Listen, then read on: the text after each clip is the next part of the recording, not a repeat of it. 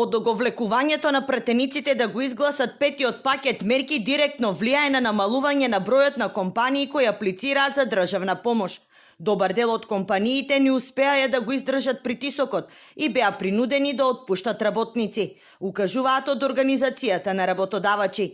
Според правичните анализи на Министерството за економија, за државна помош во март аплицирале 11.300 компании, за разлика од февруари кога бројот на компании беше 11.900, што е за 600 помалку.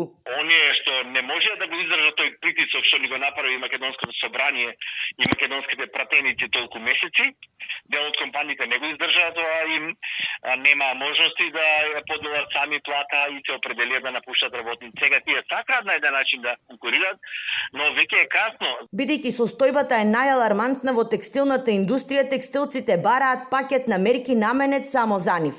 За ова веќе се преговара, но дали помошта ќе биде во исплата на плати или осовременување на производствениот процес, допрва ќе се одлучува. Како што гледам, повеќе е расположено да финансира во развој отколку во исплата на плати. И тоа е теоретски е така, но од друга страна, ако немате вие да ги задржите работниците, после за каков развој може да разговарат. Димитров укажува, доколку локдаунот во Германија продолжи до крајот на јуни и нема помош за април, мај и јуни, постои опасност најмалку 30% од вработените, а тоа околу 10.000 луѓе да останат на улица.